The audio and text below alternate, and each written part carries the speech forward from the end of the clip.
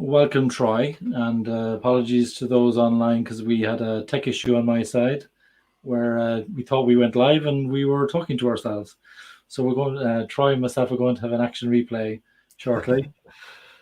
This will be much better this time.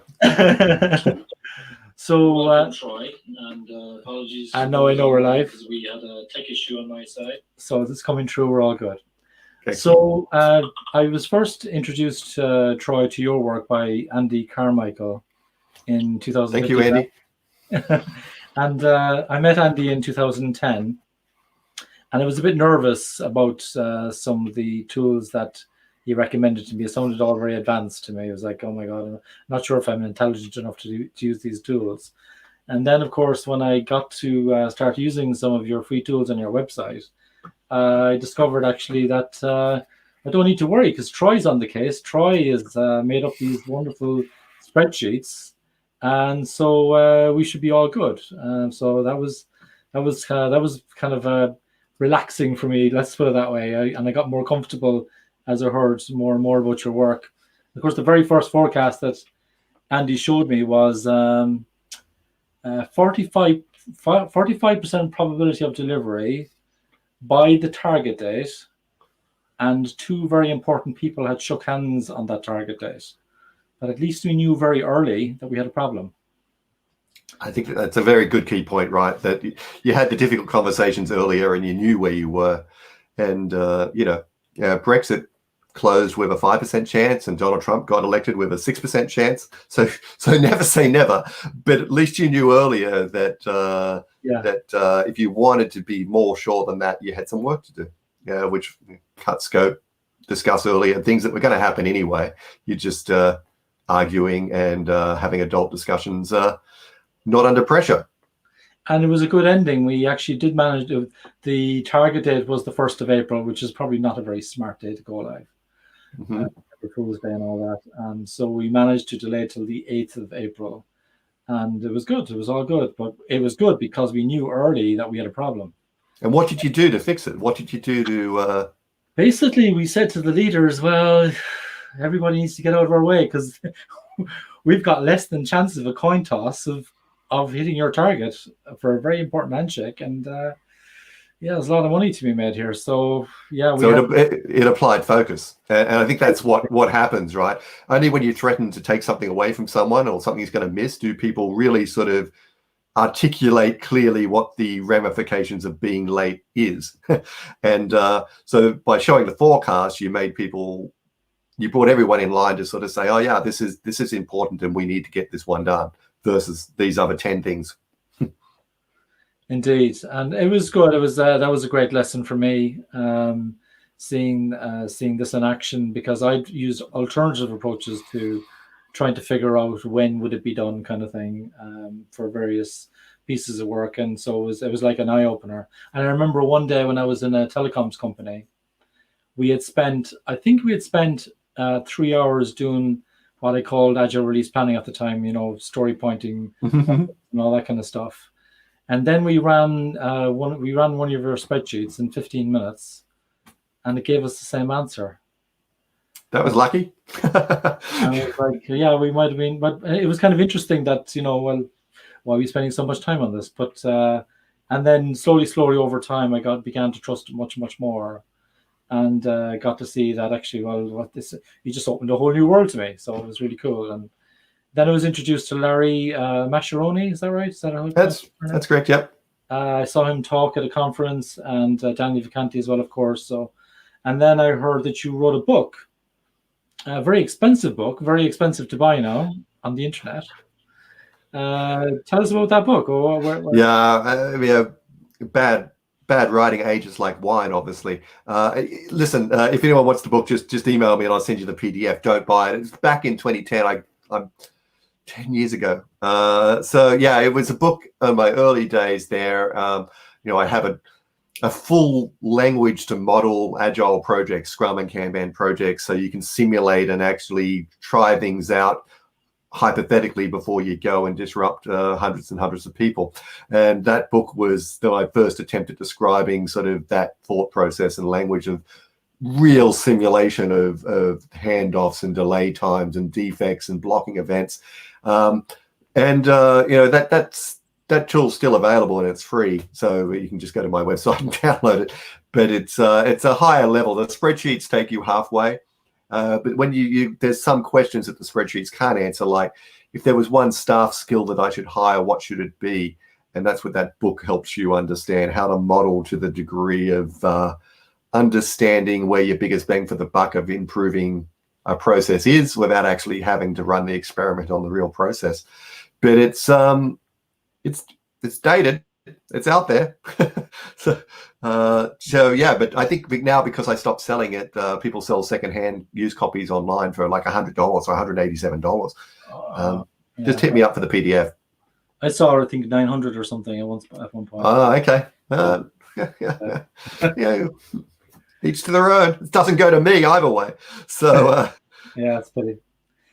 So I'm curious, Troy, about how you got into this in the first place. Like, what was your introduction to metrics? How did you fall into this world? Yeah, I fall into the metrics world. I come from the electronics design engineering world. So, designing, fixing, and repairing electronics gear. And, in the 70s and the 80s there, I mean, everything was, we used sort of these techniques of Monte Carlo forecasting to Monte Carlo estimating to check that at the worst temperature, at the the hottest or the coldest day of the year, whether it's raining or whether it's dry, whether your equipment will still work. And when we're designing, we know that every ingredient that goes into a piece of electronic circuitry has its own tolerance level. It's not always exact through manufacturing process. With all those worst cases combined, does it still work? And that's where I come from. I come from writing tools to model electronics design and simulation of electronic circuits. But that was in the 80s. So very quickly, I come from doing that into writing software to help people do that. And that's where I got into Monte Carlo and metrics. And then, in the 90s, I fell into software development and have stayed there ever since. The rapid decline into management, I call it. So that's where I sort of ended up. And I guess the time where these spreadsheets that you're using now came about was the last financial crisis. I was I was a VP for a travel company when the market fell out. That was the financial crisis, and hence no one traveled, everyone stayed home. Very similar to now. So shout out to any VPs trying to keep companies in the airline industry or the travel industry sort of still alive and kicking. It's hard work. And what happened was, of course, we had to cut our costs instantly by 50 to 60%. And none of my peers could actually show the impact of cutting staff at that degree. What are we going to do? What will we not get by cutting staff that amount? And what will that do to the revenue? Because we're assuming those cuts are maintaining the revenue we've estimated and planned. That wasn't going to be true. So very quickly, I was the only person who could justify the reason why my staff actually, it would have been reckless to remove any of my staff. So I only had to do a 10% cut, where all my peers had to do a 60% cut. So they hated me for many years. But eventually, I realized the value of, unless we can show the impact of these changes of staff and costs and show options of what we could deliver, we're not going to get listened to in the boardroom. So I managed to employ these tools in the boardroom because I was too scared to lay people off during a financial crisis. And I just made them all public now and keep improving them. It changes. And how have you found that executives have responded to seeing forecasts? Do they, for example, get alienated by some of the charts that might be behind those, or do you find some kind of simple way of communicating this? I think, most of them understand and have learned. Most of them understand that there are no certainties in the work that we're doing. Monte Carlo is really just a very fancy term for doing mathematics on ranges of values. So whereas normal math would be 1 + 1 = 2, Monte Carlo simulation helps you do math on 1 to 3 plus 1 to 3. And of course, it doesn't give one answer now, it gives us many answers, and we get to see the range of potential values, and we get to see how common some values are versus others. And most executives truly understand that, there's uncertainty in the work that we're embarking on. And that's for good reason, because, value in the market lies with uncertainty and exploiting uncertainty. So by getting an understanding of what's possible and impossible earlier on, most of them actually like participating in the process of understanding where that uncertainty is and how they can play a part in reducing it. And again, the outcome would have happened either way. I think they certainly love and enjoy the fact that we're having this conversation early when they still have more options on the table. They haven't committed to a pathway that leads to destruction. So especially in these times of high uncertainty in the world during a pandemic, we certainly have a case to make to our executive peers that the world has got more uncertain, and we now need to really work together to pick a pathway to success through this uncertainty that saves as many people's jobs as possible, and make sure that we're well positioned when this pandemic is over to grow faster than any of our competitors. So I don't have a problem with it. And I know, people sort of say everyone's executive question is, when will it be done? I don't see that last past the simple comment of, we're going to get something done by that period of time, but it would really be in your interest to choose wisely now which bits we do get done and stop wanting it all. And that's a logical conversation. If you still get hit with, no, I want to know a date when it's all done, then you give them a date. They won't like the date, and then they'll complain about it and put pressure on. Those people don't tend to last long in those positions. There's an experiment that I'm hoping to do soon in my current gig. Well, it's not, I've done it before, but it's kind of a different industry, so not sure what to expect. And what they do is they kind of very senior leaders meet every 3 months, right? They used to fly in from all over the world. I guess they do it over Zoom now or something like that. And they'd kind of plan what they're going to do over the next 18 months, right? So kind of mix between strategy and tactics. It's a bit of short term, but a long term. And what I was worried about was that they might be disconnected from the reality of what's actually happening right now, because the information they might use might be a bit dated from their decision making.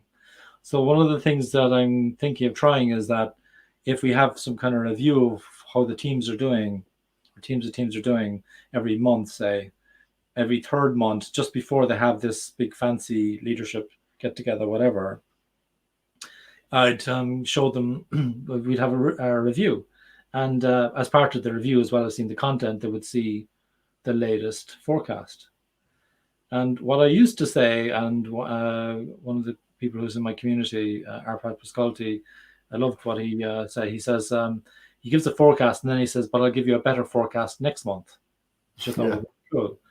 But in this particular situation, what we have to be careful about, and I think this is something you mentioned before, the most important piece of information for a forecast is the start date, isn't it?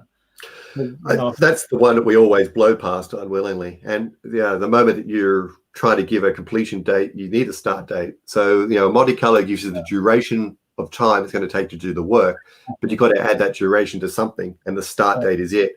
And if I can pick the number one input to all forecasts, which is wrong, it's always the start date, because it's a paper start date. It matches a calendar date. The assumption is the prior release is finished and out the door and stable. The team is hired. None of that stuff ends up turning out to be true. So if you can fix one input, it's the start date. I tend to try and most of the time I try and not have a start date at all. I do all discussions about what we're going to do based around duration of options. And I tend to try and get people to focus their forecasts on what's going to hit or miss a target date. So I find forecasting of what's going to fit in between now and a target date a far more effective conversation piece to get to good decisions. You put in a start date there to understand what's going to hit and miss, but it's not a negotiated start date. It is what it is. So I find I have a spreadsheet out there that's up there on the website that you can just grab, called a multiple feature cut line forecaster. That's the one I use in front of people because it gives you a simple X or a tick mark for what features are going to make or miss. And our discussion is, this one's going to miss. Is that acceptable? If not, what do we do about it? What can we do to increase its chances? Start date is a razor's edge always. So is that the multi-feature forecaster spreadsheet that you're referring to? Yeah, multiple feature cut line forecaster. I'm not very good at naming. Yeah, but okay. It's the throughput forecaster is good for a team, and it's one I use in private. I don't tend to show that at an executive level. I use that as a team to understand, manage risks and manage those sorts of things. The multiple feature cut line forecaster tends to pivot the conversations around to what's going to hit or miss the target date, which is really, when they're asking when it's going to be done, they've already got a date in their head. And you need to pull that out and show them what that means in concrete terms of, you're going to get this, but not this. So it helps work split earlier. And I think that's the goal of forecasting, is to help features split to deliver as much value before that target date as possible. And I find the simple tick and cross is intolerable. Cross, oh my God, we need that. Do you need all of it? No, not all of it. All right, which bits do you need? And which bits of these other ones above it with ticks can we cut out some scope to try and get that one in? And better conversation than date. So if the viewers are interested in seeing those tools, I did an episode a few episodes back on Troy's tools, particularly the throughput forecaster and the multi-feature cutline forecaster. There was it's essentially what both of the tools do is they kind of say, well, roughly when do you think you're starting? How big is your list of things to do? It could be this small, could be this big. In terms of the list of stuff you have at the moment, how complicated are those items? How likely is it you'll have to create new items because it's so complicated? And you kind of give a multiplier there. And then it's kind of like, I usually do it on a monthly basis. I say, well, what would be a very bad month? What would be a very good month? A 10% chance you're wrong kind of thing, either end. And they kind of give a range. I usually find that if there's a group of people in a room, the collective wisdom of the crowd is usually fairly good, because I've been caught a few times with a couple of ladies saying, well, no, it's actually outside the range, and the room ignored her, but she was actually closer to the truth. But that was interesting. And essentially then it rolls the dice like a few hundred times, draws some charts, and then you convert that into some kind of calendar, green, amber, red kind of thing, in terms of when it would be delivered.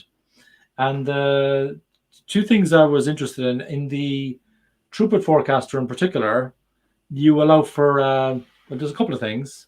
You allow for risk, which I found very interesting. And I'm curious how you came about, or how you decided to add that in, and what was your thinking behind that, and so on. Yeah, great question. Now, very early on, when you work with a team and software stuff, you get to almost finished, and then the project goes on and on and on, and there's a delay before when it's developer done to when it's actually shipped is often a longer period of time. And I realized that, especially when I did that, remember I did that simulation tool, that highlighted the fact that over a couple of thousand runs, even with the variability we had, some of those simulations never finished in 10 years. Like, what, why, how did that happen? What set of circumstances conspired to mean that this was done but not completed? And I ended up having to add a setting in there where you could sort of say, just say it's done when it's 99% done. And I did that for a while, and I thought, no, wait a second, what's causing this? What's getting our projects to almost done and then not shipped? I realized even in my own world, there was a set of scope of things that may not happen, but could happen. And when they do, they have this huge impact. And we've all seen them, like performance issues.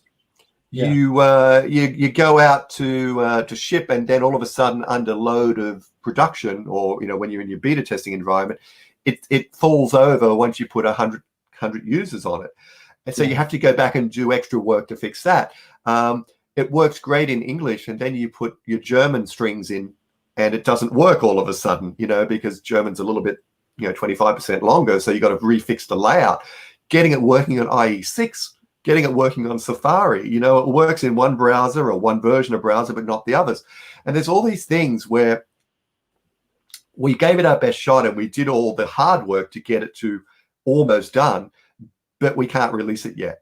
And this is what I find what these risks help me model and help me get the team to express. They help me get the team to tell me, don't forget that unless we reduce the likelihood of these things early, we may also have to do them at the end, and it's going to delay us anyway. So it's a risk is work that may have to happen to get something shippable. Yeah. But we don't know yet. So it's scope. It's not fair to put it in as the scope range. Otherwise, your scope range is huge. So what I tried to do in this spreadsheet is give you a spot to solicit that from the team. Yeah. Put a likelihood on it and make someone responsible for reducing that likelihood early in the project rather than at the end. And, que sera, sera. Everything turns out well. I use it in a rather interesting way. I'm sharing it on screen here, Troy, just so people can relate to what we're talking about. And so there's the forecast screen, which is, I should change the start date, right? Because today, what date is today? It's actually the 13th of August, so change the month from July to August unless I want it to be a month early, right? And then, so in this case, the backlog could be 230 to 460 items in this case. There was a multiplier, I think, of 1 in 8 or something. There's 1 in 8 chance of finding something complicated. There's actually a very low multiplier next day. And then they had, in a given 4-week period, they'd have 6 and 10 items that they would deliver in a month. And that would give you a kind of a calendar thing there, which is fine. But what you did there was you added in risks. And the key thing was that you don't double count, right? Because if you already have issues, they'll be baked into your numbers already anyway. So really it was about, here it's about, for example, dependencies getting worse, turnover getting worse, performance issues or things you didn't predict or whatever. Would that be fair? Yeah, that's fair. And so what I do is, so this is what happened. I released this and I did some training at a couple of companies, and they come back and said, you've only left space for 10 risks. We need another 100. And like, I'm sort of, no, what's happening? It turns out when you ask the team what can go wrong, they have a very vivid imagination. And all of that stress of the things that could go wrong was permeated in the amount of time they spent trying to give you an estimate. Because when they're trying to give you an estimate of how long something was going to take, their brain was going 1,000 different directions of what could go wrong. So you'll notice on that sheet there on the right-hand side, I equate what the impact of those risks is in weeks to try and get people to sort of say, so if you scroll over to the right there, you sort of see the estimated impact is, sort of they're less than a month, but it tells you which one you should deal with first. If you can deal with one, deal with that first row. So in column H there, it says fix the lowest number first, right? So what I find is that when you ask what can go wrong, you're going to get a lot of them from the team, and your job is to work out which ones is it cost effective to fix versus just accept. And that's the art form of having the conversation with the team about risks. Is this is too impactful, or could be too impactful for us to ignore and leave to chance. Let's deal with it. Versus these ones are just in the noise of less than a sprint or less than a week or less than a month. Let's just pretend that they're not going to happen and move along. Yeah. And so and that's actually probably my favorite one. I know you said you keep that as a private one.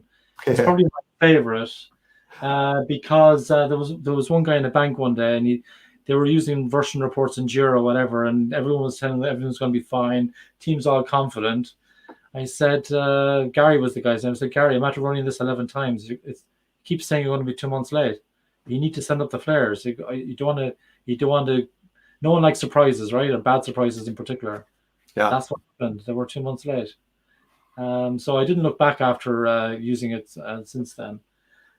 A couple of things, though, that struck. One of the things I mentioned was the risk side, but the other part was to do with you use estimate mode or data mode. So if I go back to the spreadsheet that I had a while ago and just reshare it there, and just go back to the forecast.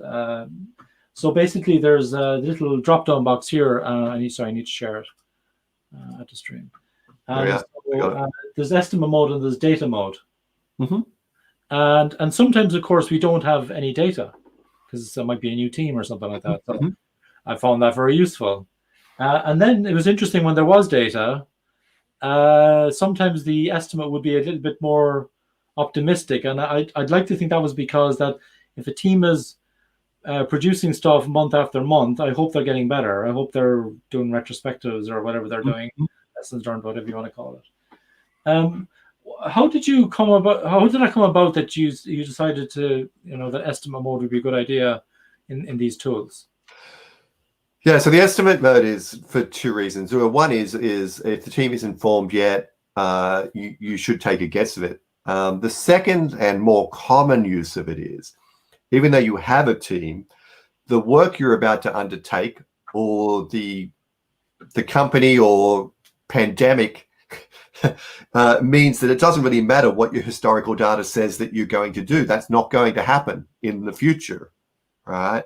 So you've got to constantly remember that although you can use your historic team throughput data, you've got to make sure that it's still relevant. And you should be willing to sort of delete it if you no longer believe that that is representative of the pace that the team is going to deliver the future work you're going to do. Yeah. And that's why none of these tools integrate with Jira or any of those sorts of things, because I find tools that do Monte Carlo that integrate to your tools of work tracking tools go back and use history from 1976 if they can. And that team no longer exists, and they were programming in COBOL then. And I hope they get better as well. Yeah. So the biggest thing I have, even when getting people to use historical data, is to get them to just use the most recent 6 weeks worth of data. And they say, no, I've got 100 weeks worth of data. I don't care. Delete it. Only keep your most recent 6 or 7 weeks. And be always asking the team the question, is that data over the past 6 or 7 weeks likely to be the way we're going to do this proposed work? And if it's not, go back to estimate, set that setting back to using an estimate, and estimate a range again. All right, team, what do you think we can do, knowing about the complexity of the work we're about to undertake, knowing about the changes in the team that we're getting the new members we have to incorporate, knowing that we're all going to be working remote because of a pandemic, right? So there's many, the thing you have to do with using forecasting is make sure that all of these assumptions in this spreadsheet actually happen. And historical data, although is great from the perspective of this is how the team has performed, your question should be, is the team going to continue to perform this way? And if they're not, then you should delete the historical data and go back and use estimate. So 2 cases. At the start, before a team's formed, you take a guess. And during, you're constantly asking the team, is this likely to continue? Yeah.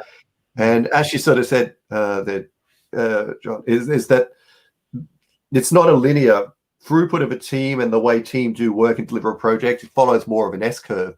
So in the early days, it's quite common that your estimate versus your actual data, the actual data looks more pessimistic because the team is starting to get started.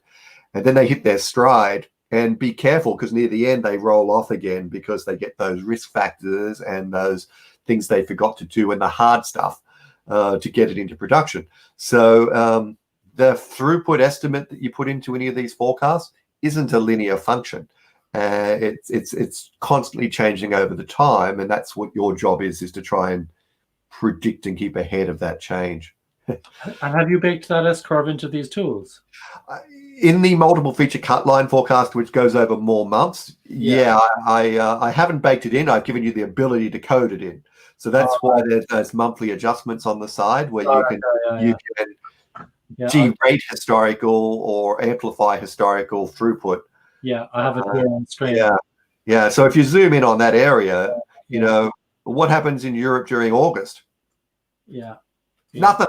What happens in Australia during December, January, and February? Nothing. We're all on the beach, sort of getting sunburned and getting skin cancer. We're not coding as fast as we were. So what happened in March and April and May? Something significant might have slowed the team progress down, right? So this is a classic case where you, if you're just grabbing historical data out of your system of record, you're going to be wrong because it doesn't matter what it was last month. It's going to matter what it's next month that you're trying to predict here, and the two will be different. So the conversation is around what's happening in the world, what's happening as a company, not about, you know, what's happening just local to this little bit of work, this 3 or 5 point story. So it might surprise you, maybe it doesn't surprise you, but I've been using your tools for 5 years now, and I find estimate mode to be more accurate.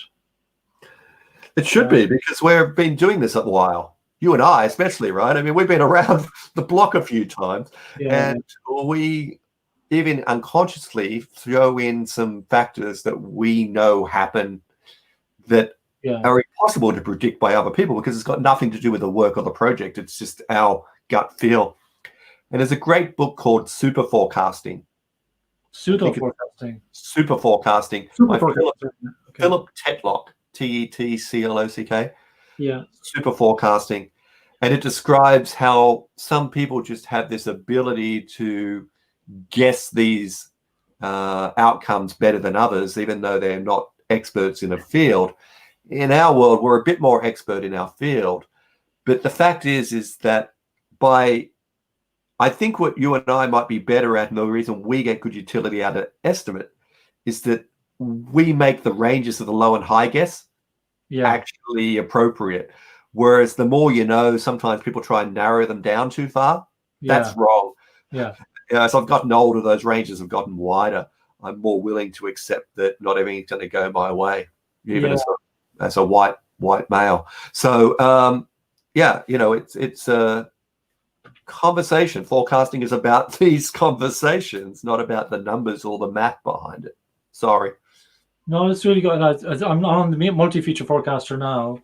I probably should zoom in a little bit. What I love about this tool is sometimes at the start we really have no idea how big each of the features are, or epics or releases, whatever you want to call it, chunks of work, blocks of stuff that need to be done, basically. But it's interesting. People have an intuitive feel for, it's going to be between this number of stories and that number of stories. You know, if it's really simple, it'll be this little. If it's a bit messy, it's going to be this much.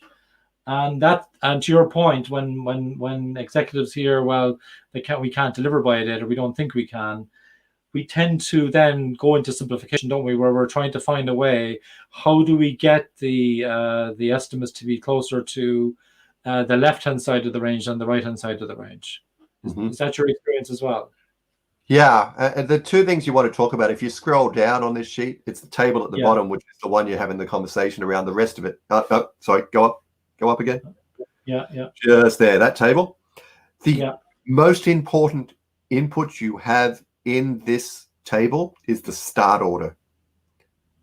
Yeah. So what you're negotiating, actually, nothing's making it there at the moment. So because I've got the target date. Maybe just make it something sensible, right? Yep. So say at the end of the year or something like that. And so now we got right. So you see now that item A is going to miss. Well, the question for the executives team or the product management team or the product owner is A more valuable than X and Y? And if it is, you would change the start order of A to 1 and make Y 3. And what you're doing is you're negotiating the most important pieces of features that are going to make a target date, not discussing the target date itself. Yeah. And you're doing that by saying the way we can improve the odds of A delivering is by starting it first. Yeah. Yeah. And so now all you're doing is you're putting at risk an item which is of lower value than A. And so to me, the discussion about forecasting at this level has to be just around the start order and whether we can split some of that X and Y to get some extra capacity for A and get A as well as a part of X and a part of Y. Yeah. Yeah. And you'll start seeing the absolute debilitating impact of a feature, which is huge. And it'll start making people come up with the part of the feature which is the most value, which is a much smaller amount of work to do, to increase the odds of getting more of those most valuable pieces of work rather than one somewhat valuable piece of work and nothing else. Yeah, the way I usually frame the question here for each of these features, we'd say in this case, is I say, well, X, how many stories do you think it's going to be? And it's between 2 and 3. Hang on a second. 10% chance you're wrong. 90% chance you're right. 10% chance you're wrong. You're betting $1,000. Give me a range. And then you go, well, actually, maybe it's could be as low as 1, but maybe it could be as high as 7. And so that's usually how you kind of get more I guess more items in your horizon, makes it a bit more of an accurate forecast. But one of the things that confused me though, that maybe you can clarify is, it's lovely here that you've got this month throughput adjustment, right? So if we do a forecast, and as you said a while ago, we'll get nothing done in August, so I've got 0.3 in for August. Maybe that's even generous, right? And then you could say the same for December. December is almost a write-off, so you could say, well, 0.33 or something like that. You only have that much capacity. If this is a multi-year forecast, does that apply to each year, or is it only for this year? It applies to every year. It's just, it's sort of, when it's simulating, it says, am I in the month of August? Yes, I am. Multiply the throughput value I would have used by 0.3. Yeah. And that's the number I'm going to use instead. So, okay, that's actually useful to know. So you could use it for calendar events like, Thanksgiving, Christmas, all these kind of different things, summer holidays. Company conferences, where companies have customer conferences, you'll sort of see there's whole months of the year which get nothing done because there's a huge flurry of work leading up to the customer conference, then nothing for a period of time. So I've worked for a couple of companies where they've been forecasting and it's all around release events. Think Apple, think Salesforce, think Tableau, think Oracle. All those companies have these big user events, which really mean that the target date is fixed, and there's work leading up to and exhaustion after those events. Thank you. So just a reminder for people, the website is focusedobjective.com, and you go to the free tools and stuff page, and it'll bring you some of the tools that I was showing you a while ago. I'm curious though, Troy, which of these tools are your favorite? The free tools. So I've actually flashed that up. So if I go to your website, and because you've written lots of tools, like whether people should use story points or number of items, all sorts of different calculators and so on. What are your favorites? Probably the team dashboard is the one I'm most proud of, actually. I don't know if that's going to bring your computer to a halt. Is the team dashboard in there? Yeah, I can see it here. Yeah, give that one a go. Yeah. Okay. So maybe you can talk us through this and how this works. Yeah, I mean, it comes out of the work for Larry Mascheroni in the early days there. So what this spreadsheet does is, if you go to example data, your data, click on your data. Yeah, your data. Yeah. I wanted to see in the early days, how many charts could I do just with completed date and just with start date and just with the type of work? Is it a story or a defect, right? So just those three inputs, what could I do? And I came up with about 30 or 40 different charts, and they're all in the what are the other charts tab there? Yeah, more Oh. charts there and there. If you go in there, you'll sort of see there's a stack of charts that I can produce just with that data alone. Yeah. But the one I'm mostly pushing is if you go to the team dashboard chart. Okay. Yeah. Yeah. This sort of says that team performance isn't just on throughput. It isn't just on cycle time. There's a set of 6 measures that you need to balance against each other to really know that a team is performing. Because we could sort of, if we just showed a throughput chart, what would happen? What would be the impact in the team? Well, what would we do? Well, throughput, we might just choose really easy features to do for the backlog and not ship the most highest quality.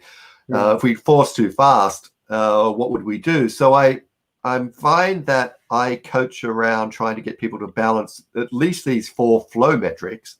Yeah. And always think about the other 2 on the right-hand side, which I've said, no, you got to do these 2, something valuable and something that the team isn't exhausted on the right-hand side. So I left 2 for you to do. You don't get everything for free. But the point is that from just the completed date, just the start date, and just the type of work, you can go a long way to getting a team understanding that performance isn't just unidimensional. You've got to worry about quality. You've got to worry about responsiveness. You've got to worry about the rate, productivity, and how much you're delivering. And you've got to try and keep it predictable and stable week after week, not just once. So I find that this breaks down the team's misbelief and companies' misbelief that it's just about getting 10 times the work in half the time, that sort of stuff, that it's a much more complex sort of coaching tool than that. And if there's one chart I'm proud of, it's the WIP and age one on the next page. That's the one I like most. Does this have work item aging in there? Yeah. So what this does is it shows total team WIP at the height of the gray bars. Yeah. And then it color codes orange and yellow if it's more than a month old. So what you can do is you can help a team see that is it getting behind the 8 ball and having work that's getting older and older and older, and to try and sort of stop that fire being so orange and yellow. And I find it helps the team limit WIP more, and I find it helps team close out and unblock work faster because they can sort of see the impact of not unblocking and closing work out faster. So it's a complex chart, but it's a nice visual for a team to be coached against, I find. So gray is total WIP. And and then just looking here is kind of yellowy amber is kind of the age is less than or equal to 14 days. Yeah. And if it's more than 14 days, it goes to kind of a darker orange / almost red. Yeah. So when I see the almost red patches, that's a kind of a heat map, is it? Yeah. Okay. Yeah, that's where a team is, unable to clear old work out. So I found that most of the charts in Agile were focused on completed work, cycle time, throughput. Yeah. And I wanted a chart where we could still do something about this work. So work in progress and the age of that work in progress still gives us a chance, and the team a chance to manage getting rid of the older stuff before starting something new, and to realize when they're getting periods of taking on new work faster than they should. So I find this is a good sort of, and the settings for the date range they're in the settings tab. So you can change that 14 days and 7 days to whatever you want it to be. Because it'd be like 1 month, under 1 month would be okay. Yeah, my teams, it's more like 1 year, 2 years. But yeah, you get the idea. So, what I do for coaching is I set those settings in the tab. So 3/4 of the chart is yellow, and then set the team the retrospective task of finding ways to reducing the amount of yellow and orange down to 1/3. So you'll see the aging there, right there in the, those ones there. So you can change them. So I changed those to try and get 3/4 of it orange, and set the team the task to get it down to 1/4 of it orange. And I set it back up again. Set it so that, and that'll give you, it won't just sort of show you historically that your cycle time was increasing. It'll help you actively start decreasing the cycle time and increasing the throughput by controlling WIP and getting rid of old stuff first. So that's the chart I found changed useful. team behavior more than anything else I've done. Very nice. I like it. I like it a lot. Anyway, it took months to get that chart right. Months. So it might just be sort of pain that means it's the most attractive to me. So I really like it because I'm tempted to go for cycle time and for throughput, as you say. I am capturing work item age through a work item aging chart every day. I just you've got just a different approach to it here, and you're also catching the predictability as well, and how responsive we are. Of course, yeah, value, right, value and impact, because a lot of the time with value, it's almost a decision about which stuff shouldn't we build. You know what I mean? Avoiding filling the funnel in the first place. So there's knowledge value as well as customer value, isn't there? Yeah, that's right. And we need to. I don't really care how people prioritize as long as they know why it's that order. And so value comes in all forms, and some of it knowledge and some of it non-financial. So So we got a question from Steve Tendon from Tameflow. Steve is a regular presenter on the show, actually, and he supported Daniel Dwaron's talks recently as well. So here's the, I think it's a comment, or I think it's a question. So Troy, are you helping companies' clients to estimate the value, like in US dollars, pounds, euros, or whatever, of the work they want to release to the workflow? And if so, how, except asking the hippos? Yeah, so that's a great question. So about 15 years ago, 10 years ago, I was all in on cost of delay and weighted shorter job first and estimating value in dollars and so forth.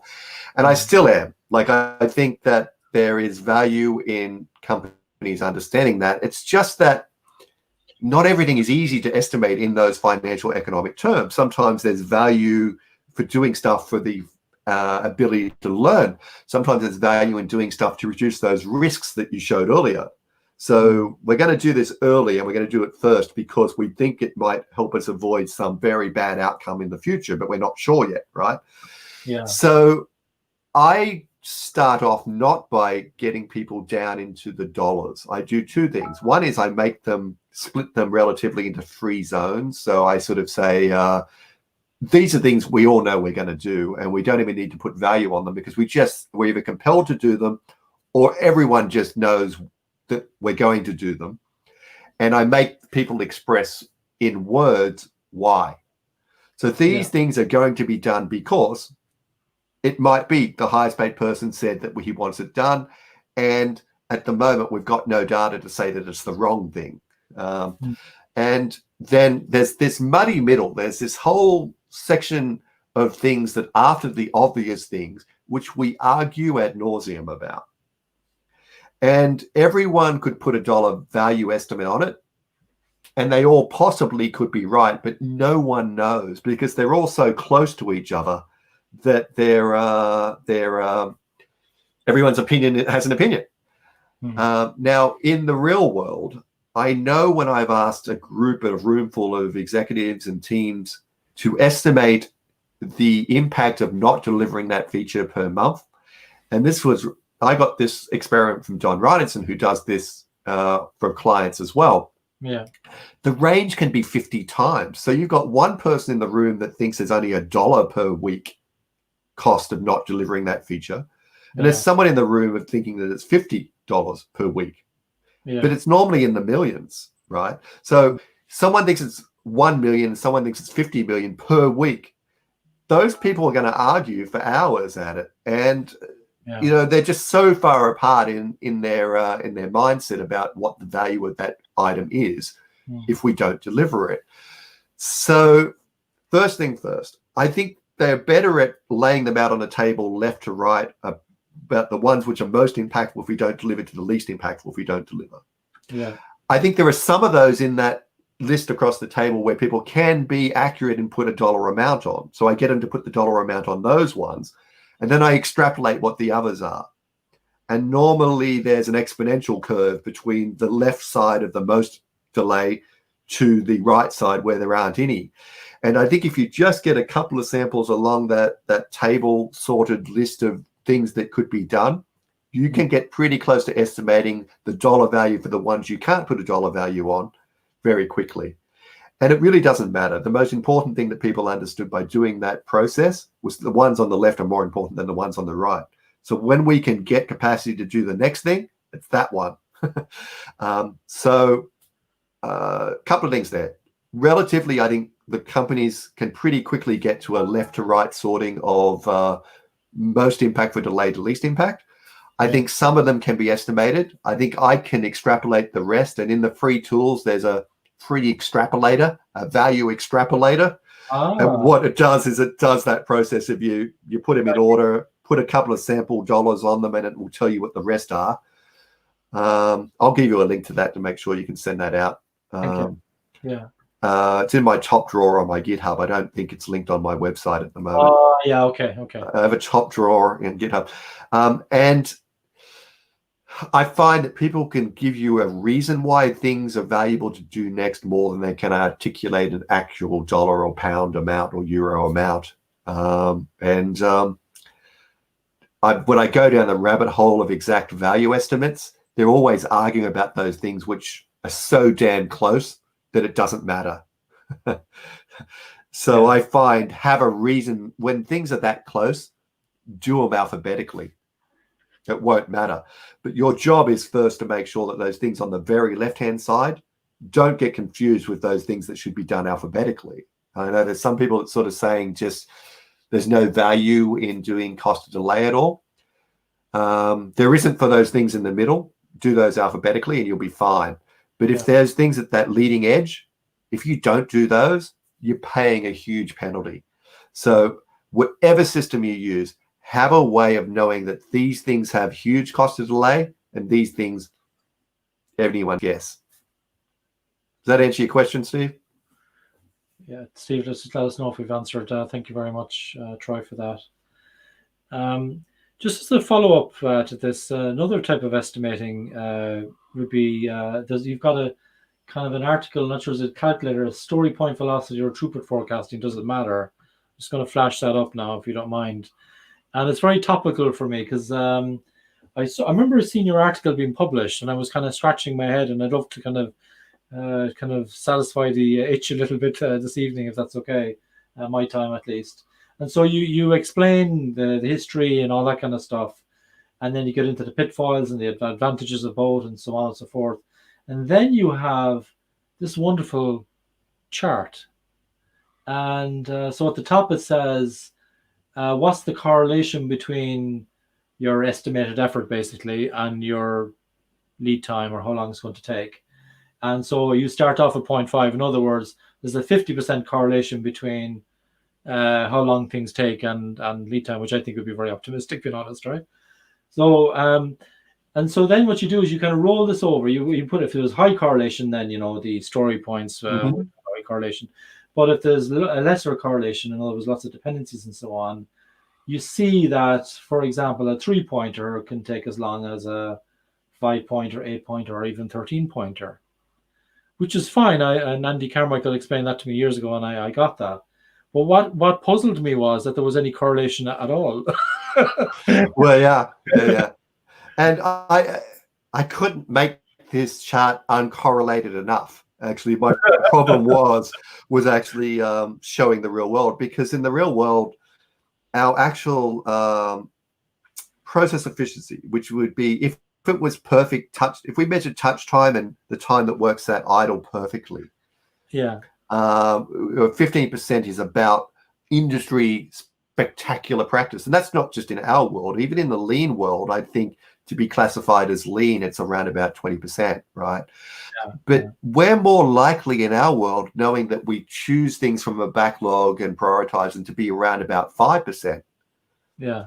And what that means is that even if there was a correlation, it's so weak that it could mislead us to thinking that if we had a flurry of 1-point stories in the system, that we would assume that we were going to be moving super rocket fast. And that's not true, because work sits idle for so long.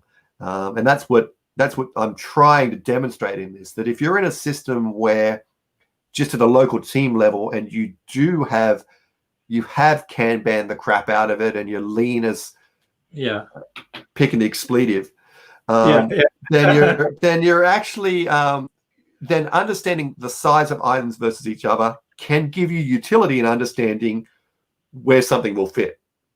But if you're in the real world where process efficiency is much lower than that, the time it takes to do work has nothing to do with the piece of work itself. It happens to do with the circumstances surrounding when you start it.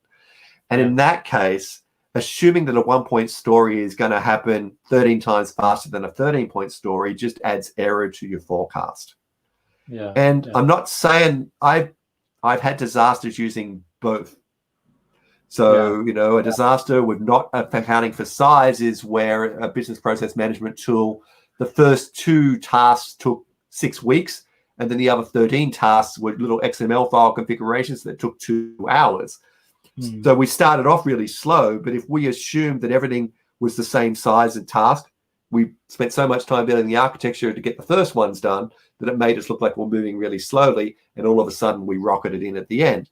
And then I've been on the other side where we've assumed that size was the predominant factor in lead time, and that wasn't true because we had dependencies on external teams and we sat waiting for approval and sign off by the security team. None of that was hands-on time. Hence, the effort we estimated in complexity of an individual story made no sense to how long it actually took to do. So you got to think about this stuff. And it should be logical that if work sits waiting for a long period of time and that's not included in the effort estimate, how could it be? If a story just happened to be scheduled to start in August, all of a sudden it's going to take a lot longer than it would have been if it started in January or February, right? So that stuff is unknowable. You don't know when a story was going to exactly start. So how could you account for those system factors? So this article tries to explain that there's, you've got to think about what's the predominant factor in how long it's going to take to do work. And if it's the system and waiting, story points aren't going to get you an accurate estimate. They're going to give you an inaccurate estimate because you're going to be making an assumption that a 13-point story takes 13 times longer than a 1-point story. And I just wish people would realize that. Sort of, it seems so obvious to me, but I'm obviously talking into a brick wall at times. So you got something about coming soon here. So you're thinking about doing some work about trying to find the right balance, I guess. Is that where you're trying to help people learn when. So in this case, you estimate your cycle time and lead time in using 2 factors. And it actually then what you do is you can up the top up there is you can actually set the process efficiency for your system. So if you scroll up there, so if you set that back to us about 15%. Okay. So the average error by assuming that story point size was correlated to lead time would be 16 days per story. Right. That should be so when people are sort of saying don't estimate because it's labor intensive, don't estimate and use that in a forecast because you could be up to an 85% error. And that's not me saying that. That's just the way the numbers will fall. So where does estimating work? Sometimes you do get a dedicated team. The team is sized appropriately to do the work. They don't have dependencies on other people. And military projects fit into this sometimes. I mean, there have been disasters there as well. But like when you do bidding and you pick a vendor that's dedicated to delivering a certain project, those people will get value out of doing size estimates because they will understand the relative size of items to each other, and they're not going to be blocked externally because they're a self-contained unit. But if you're a product team that services multiple stakeholders and also manages production and has a fluctuating set of developers and coders and testers floating in and out of the team, the size is going to become a far less important factor. And I think the majority of an error in forecast will come due to assuming that the work item size was a factor in the forecast. So I'm on the fence, but I think the most important thing is for people to realize what side of the fence they're on for their context. Yeah. And just that estimating can actually do harm, not just be labor intensive. So one of the things that I've been experimenting with is asking teams not to worry so much about story point size, but whether it fits within their delivery period. If they're using Scrum, it might be a sprint, for example. So if they have a 2-week sprint, will this item fit within a week or week and a half or whatever? So you've got high confidence that you can deliver it within your 2-week sprint. And if it doesn't, then it means you need to break it down, possibly. And so I don't kind of worry so much about is it small, medium, or large, but it's does it fit? If it doesn't fit, is it an elephant? Is it a mammoth? Because they're risks as well, aren't they? If they're massive items, they need to be broken down. That often gets referred to as right sizing, doesn't it? Yeah. And the question I ask is, all right, which one of these stories is not going to get done? And why? Tell me why. And what people will sort of say, it'll be this story. That's really small. Yeah, but it requires this other team to help us get the API deployed. Right. Okay. So I find if all the effort you put into doing effort estimation, if you turn that into categorizing by types of work and the pressure that those types of work have on external people or dependencies or innovation risk, if you could just work on categorizing the work using a set of types of work that in the past have been problematic to deliver, you would be far better at estimating what features or stories are going to be your problem children. And there's going to be a few. Thank you. Got a few comments on the live stream, so I'm going to address them, Troy, if that's okay. Yep. So Steve came back and said thank you. Thanks, Steve, for confirming that. Rudiger has a comment here. A question. Yeah. So the right side, where I said there was 3. So there's the left side I call gold features, which everyone just knows are going to get done. Yeah. Probably the CEO's son suggested it. So as long as there's a reason, I don't care. If it's going to be done anyway, then I don't want us to stop talking about it, is what I say about those gold ones. So that's your heart attack patients. That's the people with chest pain turning up at the ER room, right? They're going to be seen. They're going to be seen. They're not going to wait. Just get it done. Yeah. Then there's the middle zone, which I call the muddy middle, where everyone's just going to argue, and trying to do math in that area is just going to frustrate the heck out of everyone. Yeah. So just put them in a line and estimate a couple, particularly focus on the first couple on the boundary between the gold and the blue zone, because they're the ones which may blow up and you should have done those. And then there's the green zone, which you've skipped for the last 7 years and you're going to skip again. So let's not talk about them. And there's about 15% of items in a backlog which have been there for more than 6 years, and they're not going to get done this year either. Right. Yeah. So I find about 5% in that first leading gold edge, and 15% at the edge, and 80% in that muddy middle.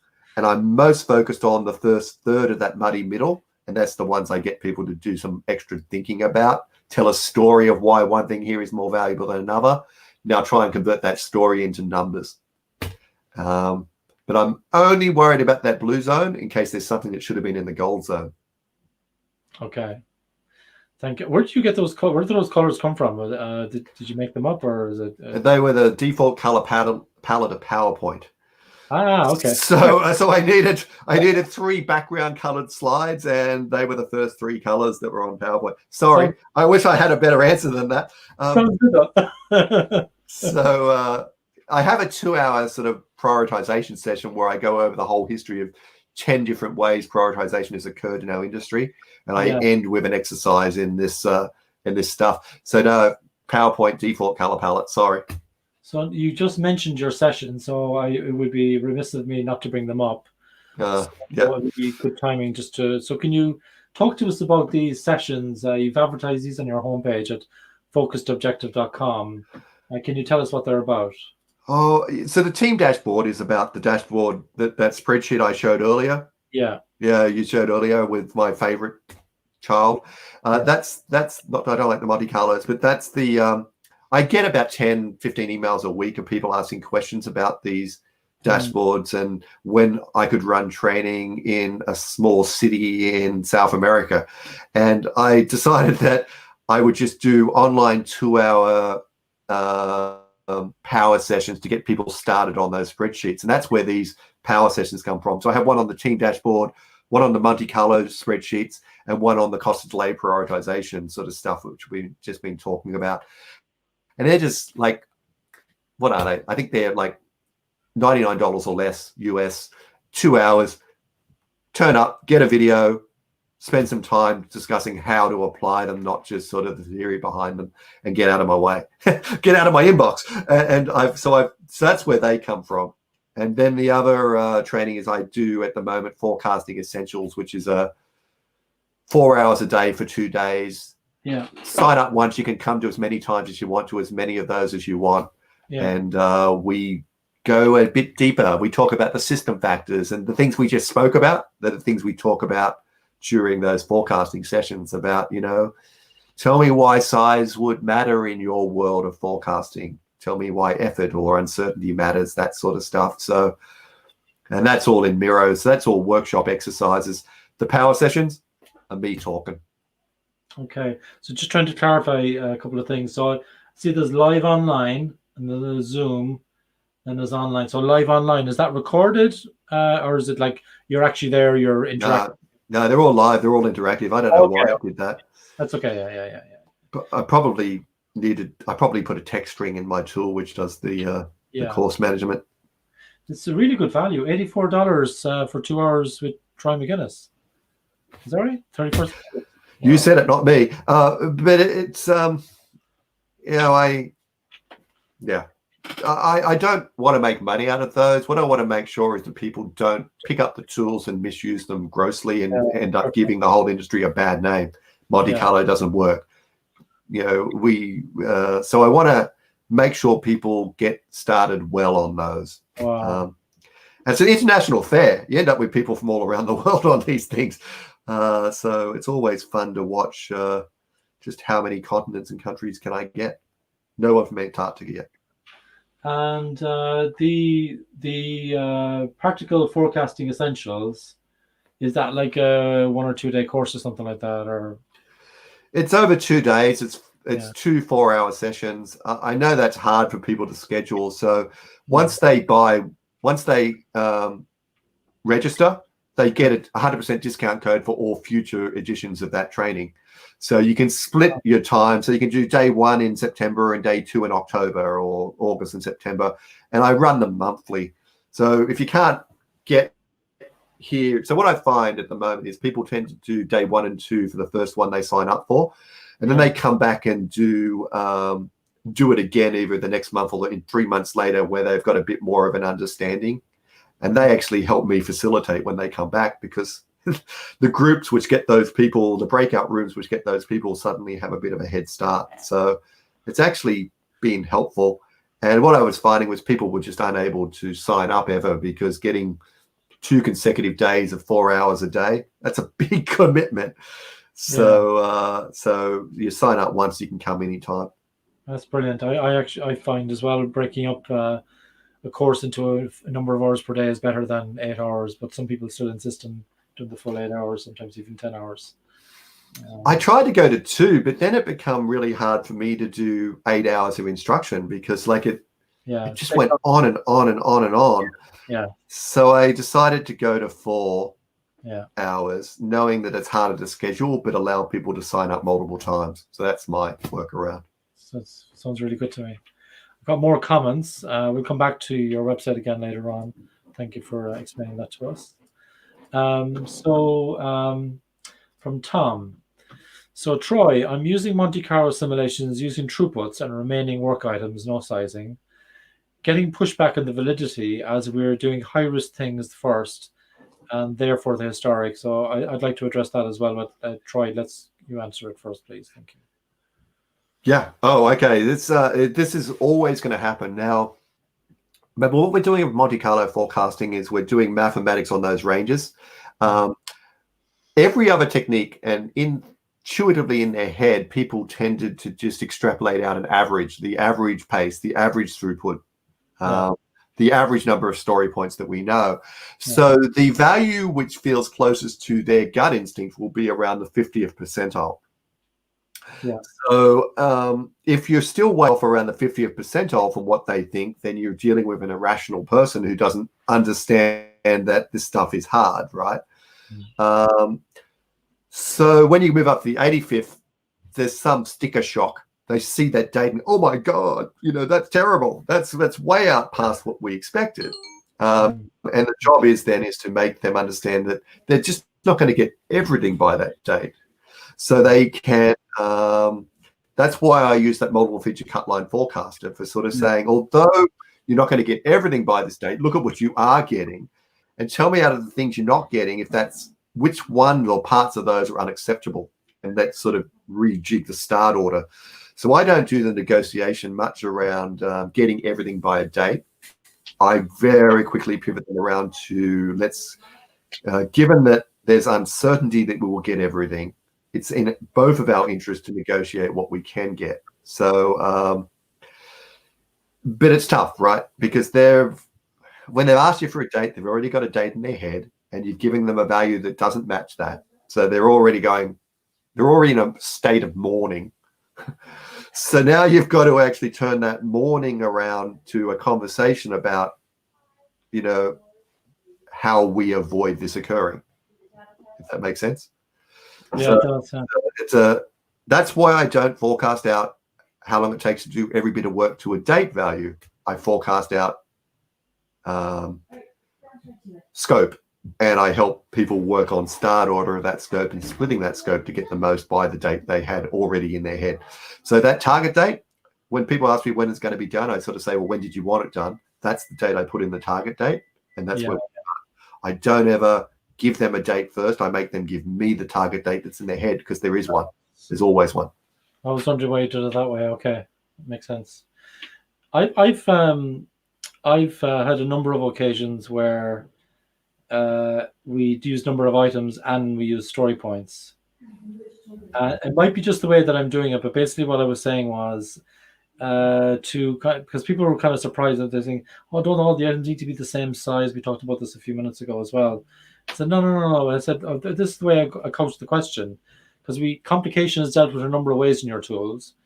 You've got the risks in your main forecaster, the throughput forecaster. Mm-hmm. Also, you've got for every item in your backlog, you've 100 items. What are the chances that you have to create a brand new item because it's so bloody complicated? And so that multiplier comes in there. And then the third question is, well, how many items do you deliver in let's say a month? A month usually.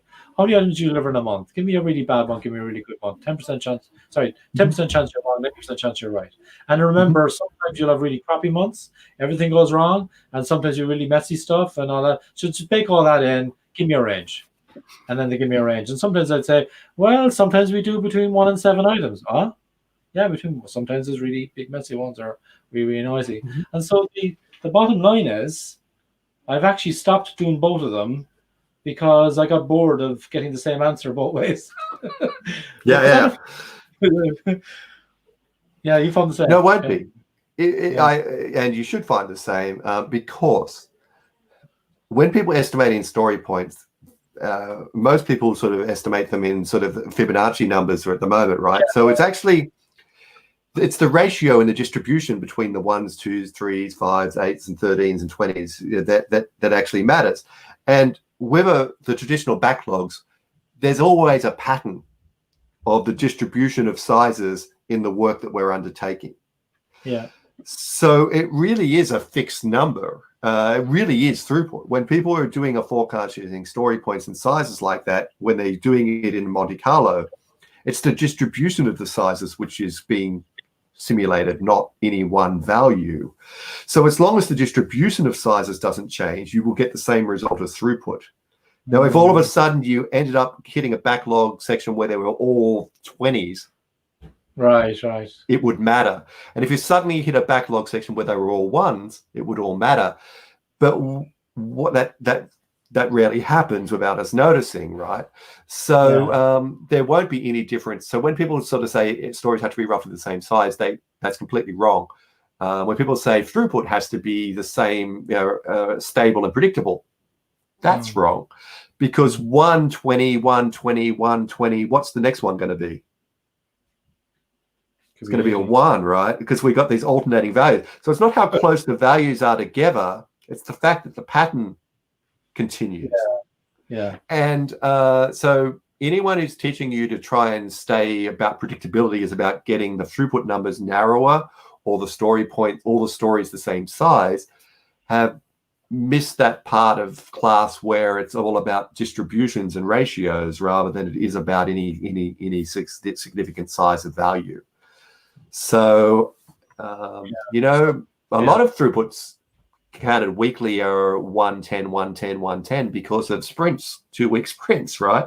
Yeah. The team isn't unpredictable. They're incredibly predictable. It's just that the numbers change week over week. So how we've measured it has made it look like the team is unpredictable, but they're not. And I find the same thing with story points is don't try and narrow the range and get everything to the same size. Try and make sure the ratios between those sizes doesn't shift. Got it. Which was exactly what, you know, it was in the Deming and Schubert and those guys were doing. They were trying to detect shifts in distribution, not a change in any one value. And we forgot, we must have tuned out when that was being said. Thank you. Tom has a follow-up as well. So he says, data will be wrong as the team will speed up when we do the low-risk changes at the end. I don't see that in reality, but how would you model that if that was the case? Now, maybe that kind of goes against the S curve that you were talking about earlier. Maybe it balances out, does it? Yeah, it does. I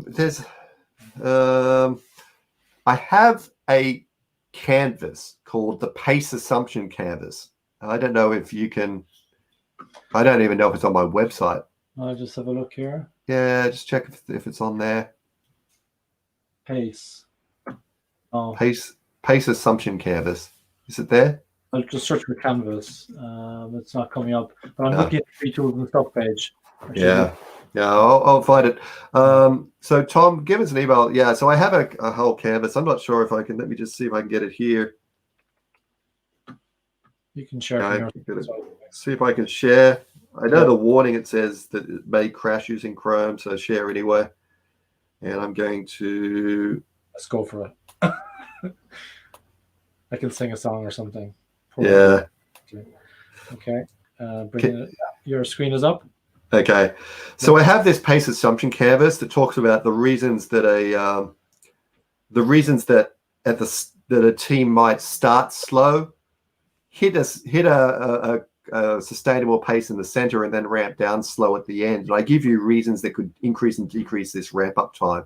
Right. Now, for extra credit, it actually gets you to sort of say how long at the start, how much impact at the start, how long will they decline at the end, and how much impact will they see at the end. And I give you a way of actually working out what the average pace is, including that S-curve or accounting for that S-curve. Nice. So this is the worksheet I tend to get people to go through where I think it might be a factor, like it's a brand new team or you're implementing a brand new JavaScript framework or something like that. I have a reason for wanting to model the ramp up and ramp down. Otherwise, I just say it's in the noise. But there is this Pace Assumption Canvas that I'll get you the link for to try and help you understand the beast you're dealing with. And to be honest, mostly once people sort of realize that there are things that decrease and increase that they can control, I get them to control it so that the S-curve doesn't apply as much. So I use this as a way of trying to articulate the impact and the reasons. And then, Tom, I think if you use that, you get an average pace, so you could derate your pace range, assuming that an S-curve is in applying. And the other way I do it is in those monthly adjustments. I just put crude, roughly month adjustments in there for the S-curve. Got it. Yeah. That's really good. I didn't even know you had that tool. Thank you. Tom, let us know if we've answered that question for you. And Rudiger as well, if you could let us know if we've answered your question. So Louise has a couple, if that's okay, Troy. So if I use the throughput forecaster and have an 85% chance of meeting a particular deadline, but I also have external dependencies. How might I understand the probability of meeting the deadline? That's a classic one. So that's what the risk tab in the throughput forecaster is for. Yeah. I don't know if you can pull that one up and sort of show there. Yeah. This is the crux of the problem. There are some things that happen at the end of the project, especially where there's external sign-offs. And I've had some of these sign-off for a 6-month project take 2 years. So there's absolutely specific things that you need to rule out. So on this one here, there's so external dependency. So there might be 100% chance. And this is what I would do. I would say 100% chance, 100% likelihood of an external dependency doubling our work. So whatever we said in our scope high and low, I would put in there as impact low and high. So be like from 460 to 920, something like that. Yep. So I'm going to start off saying this is going to double the project time. Wow. And what will happen there, if you then scroll across to the right-hand side of this tab there. Yeah. It's right there. Well, we're so far off the scale now that it's broken the spreadsheet. But because the spreadsheet only goes out to 12 months. Yeah, something more reasonable. So that's made 10 months worth of impact, right? So I would turn around to the business and sort of say, is it worth us managing a potential 10-month delay? And the answer most commonly would be, hell yeah. So now I'm sort of saying, well, what can we do to make sure when we get to the end of the project, this dependency doesn't cost us 10 months of delay? And only when I get actionable reasons that have actually been employed would I go back to the left-hand side now, and I would start reducing that likelihood impact down to 50%. Right. So it's a risk that is managed by the business, not the team, but it will have an inordinately large amount of impact value on the forecast date, but you can say why. And it's not the team sucks. It's that we have this external dependency that we need to manage. So the whole concept of risks is to make it obvious that there is an economic value in dealing with these risks and having an escalation path of those early because of the impact they could have on the project. So I managed a whole data center migration using these risks. And the risks were always that our external vendor wouldn't get the firewall configured in time, that our external vendor wouldn't get power configured in time. Yeah.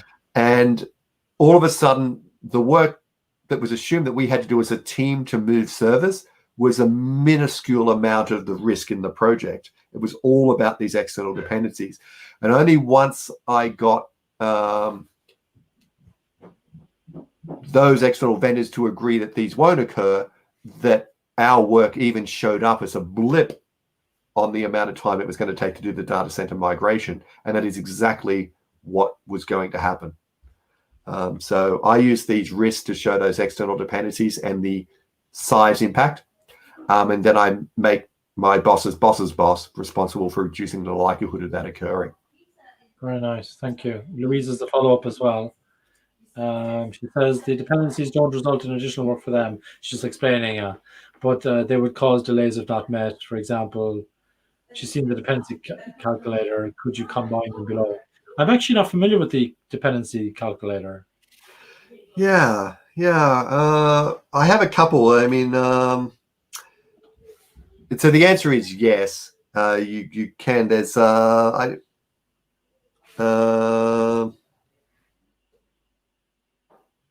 Do you want me to look it up or anything? I just share one now. I'll show you the one I have. Am I able to share? Let me just see if I get Excel spun up here. I'll just remove mine, and so you can do it now. I don't know if we're going long. I'm sorry. Okay. All right. Sorry. Let me just go out here. Share screen. I'll just share the whole screen because you're worth it. Yeah. You might just zoom it in for us, Troy, because it's hard to see. We'll do. Yeah. Just Ooh. wow. Am I still there? Yeah, you are. Yeah, you're good. Yeah. Wow, wasn't that interesting? Yeah. Yeah. So I have this dependency breakdown which talks about, a feature which might be, I don't know, data center. And it's got a priority, and it's first team and the date they started it, and the second team, the date they started it, third, fourth team. And I try and get a good sort of history of maybe 5 or 6 historical features and which team and external dependencies they hit. But what it does give you is a heat map then of which team to team handoffs, and some of these will be external, are your high hitters of being, if you could manage one dependency, this is the one that it's worth you managing. But the other thing it does is it knows how long it takes typically those teams to turn around a feature or a lead time, and your external ones will have a bad record of a month or 2 months, right? So what it does is it takes the frequency of those dependencies occurring and multiplies the two together and tells you this is the one that you should fix, because it's 42 times more impactful than, it's got the highest impact rating based on lead time and frequency of occurrence rate. So it sort of shows you, it very quickly helps you make a business case of why it's worth putting effort in solving this sort of dependency. Right. And it sort of tells you in a group that if this is really critical, feature C, it's a priority, and we haven't started it yet, so that should concern someone. So the moment that we start it, it might that warning goes away. And this one's urgent, but we don't even know which team's going to start it first. So you'll sort of see that it gives you a way of facilitating your scrum of scrums or your prioritization meetings by making you talk about the ones which haven't started yet, that are highest priority, and we don't know what to do about it, if that makes sense. Which one of your workshops covers this spreadsheet, Troy? None of them at the moment. This is sort of flight levels. I do this in flight levels. Yeah. I've got a 8-hour workshop on dependencies that I run internally, and I run this there. But no, this is a tool that comes out of managing dependencies. The main thing it does is it gives the next team an anticipated ETA. And I find if you could do one thing with dependencies to solve a problem, it is to tell the next team when they should anticipate it hitting their backlog for them to start it. And I find at the moment dependencies are managed by we've finished it, hand it over. I want to sort of have teams forecast and tell other teams downstream that we've started it, not when they've finished it. So this was about trying to have an artifact that we can discuss dependencies early so that we understand them, understand which dependencies are worth fixing versus just living with, and helping teams given an anticipated ETA based on data rather than just sort of wishful thinking. Very good. So that's up there on my top drawer on GitHub as well. Hopefully that was the one you were talking about. Yeah, so let us know, Louise, if that addresses your question. I could talk about dependencies for hours. So Louise, send me an email and set up a call, and we will geek out on dependencies. Yeah, I think I saw some other portfolio spreadsheet you had as well with kind of curvy things going up and down. And yeah. I love that one. Yeah, I might have to show us that in a minute. There's a few comments coming back. Tom says, cheers, Troy. And sorry, flash that up there. And Rudiger came back as well, saying thanks for answering the 3 zones question. And Aaron Rake is giving you a nice compliment. Thank you. Thank you, Aaron. Thank you, Aaron. Are you related? Is he a sort of someone you like or owe money to? He seems. No. It's he. The first time I noticed Aaron, sorry, I should have noticed you before, but I noticed you at Daniel Jawaron's show earlier this week. You might have been on the show before, but you were a couple of times. But yeah, from New Jersey in America. Nice. So thank you for the lovely comments. And Louise has come back saying that's great. Thank you. I hadn't seen that one actually, but I'll check it out. I'll check it out too, Louise. It's a good one to check out. It's very timely for me in my current gig. So very So, but there's a follow-up question because I saw the word constraint on your spreadsheet, which of course is begging for a Steve Tendon question. So, Steve, Yeah, where is Herbie hiding in all these numbers? that's the exact point. So let me just, if I can, sorry about sharing the screen again. Yeah, please. Yeah, you did, Tendon. That's exactly right. So the thing I find that annoys me the most, and I have a better slide for it, but I see people estimating delivery pace just holistically or an average across the team, and that's not the case. Like, there's always going to be a constraint in the system. Yeah. And no matter how fast you move work into that constraint, work coming out of that constraint is going to happen at that pace of the constraint. Now, when we're estimating the throughput range or the story point velocity range that we're delivering, the range we're looking for is the range at the constraint. So when I try and teach this stuff, I sort of say, where is the likely system constraint limiting flow? And the only question I ask about in estimating the pace is how many people or teams do we have who can deliver work at that constraint? And I ask, so what we're really estimating at the pace in the center of our project is the delivery pace at the constraint. And I find that's a difficult point to get across to people because they are in balance. There is a constraint, and there always will be a constraint. Your job is to find it and know where it is. And that whole simulation tool I mentioned at the beginning that I wrote a whole XML language to describe teams was solely focused about finding that constraint. Most often, if I just ask, people already know where it is. So a couple of things about it. Ask the question, where is our constraint? You've already seen it. You already know where it is. You know where it is because when someone who had that skill took vacation, throughput plummeted. There's your constraint. You know you have a constraint when you've added 6 new developers and it hasn't made a squat of difference. So there's always indicators. Take a guess. Just don't, you'll get close. Just don't pick the team or part of the team that's delivering fastest and use that throughput. Pick have a go at finding where the reason why pace is slower than optimum, and ask yourself, what skill set don't we have there to allow that to occur?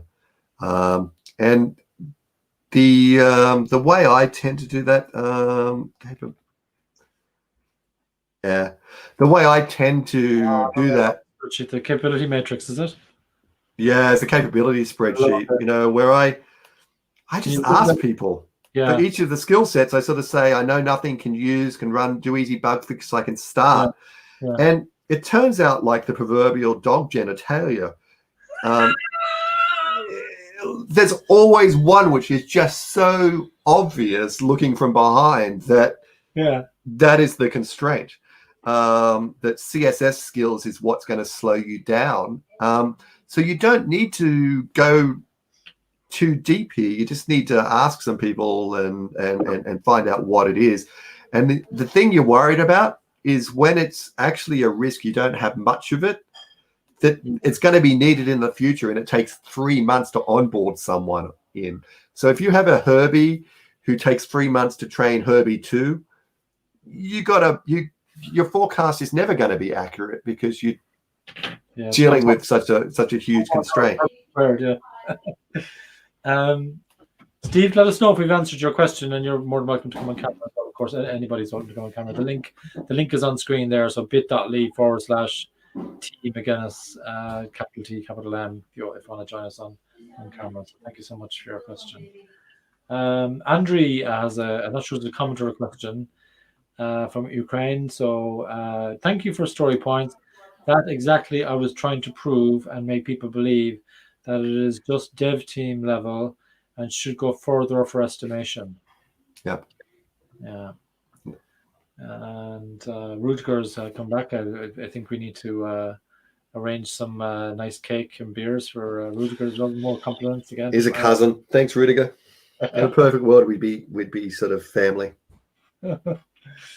So Aaron is coming back, and so he says Jabe Blumenthal talks about when he was the first, I'm not sure, as a product manager or project manager at Microsoft. in charge of Excel version 1. His first big customer was the Department of Defense, and it was US Navy managers. So they pushed blue and gold up to the top. Yeah. Yep. Sometimes you're in a situation where everything is just wanted, or everyone is told that it's just sort of needed. Yeah.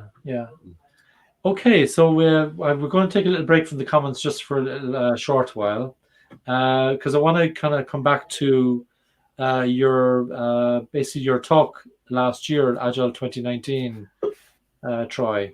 Steve is joining us in camera as well, so I'm going to bring Steve in now. One sec there now. Steve, oh, that's going to get nerve-wracking. Oh, there he is. How are you doing? Hi. Hi, Troy. How are you? Fine. Nice to see you. Ah, yes. I was really impressed by the mountain behind Troy earlier. I hadn't realized there was such a beautiful mountain near Seattle. Apparently, everybody knows except John Coleman that there's a beautiful mountain nearby. So, Mount Rainier. yeah. And so, thank you, Steve, for joining. Please feel free to ask questions or comments, or just join in as we go along. If you want to say something, no, in fact, you can as well, Steve. There's a bit of a delay, I think. It's 20 seconds for him. No, he's live. He's on camera. So you're on camera. Oh, he just can't hear. Yeah. Might just need to check your audio settings, Steve, just to make sure you can hear us. So just getting back, Troy, to your Agile 2019 talk. So you were you paired with a lady. I can't remember the lady's name. No disrespect to her, I don't remember. And it was a keynote, I believe, at Agile 2019. Is that right? Was it the keynote? I did the keynote in 2018. Sorry, 2018. Apologies. Yeah. Okay. Yep. So I did the keynote there. I don't think I was paired with anyone there, but I've done a lot of other talks with Julia Wester. I think I spoke with her at one conference. It's Dominica de Grandes, obviously. I paired with her a lot. Yeah. Yeah. And so, what were the highlights of your talk in 2018? In your keynote, what were the key highlights from your talk? I pretty much sort of introduced that concept that performance is across those 6 dimensions that we talked about. Don't go over focusing on just one, and how when you actually do start measuring something and putting a chart up, you change team behavior, and you want to make sure it's holistically seeing the impact of the changes that you make. But I covered a lot of ground, didn't I? Because I also did story points versus throughput, and I also did sort of general sort of forecasting techniques. But there was an audible, wasn't there? Wasn't there something about team size? I think I heard. Oh yeah, the team size. I mean, we know that team sizes of 7 to 9 are optimal, but as you go up to 15, you pay about a 5 to 10% penalty, and Larry Mascheroni's data on that impact of Agile quantified. If you ever Google for any of his talks on that, he'll give you the real numbers there on that.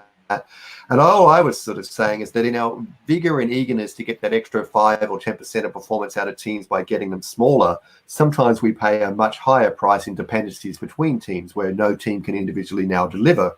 And we want to keep an eye on that because if splitting a team just to make it smaller to get a 5% improvement of dev speed results in waiting an extra 3 weeks of item almost complete sitting on another team's backlog, we haven't earned any cookies.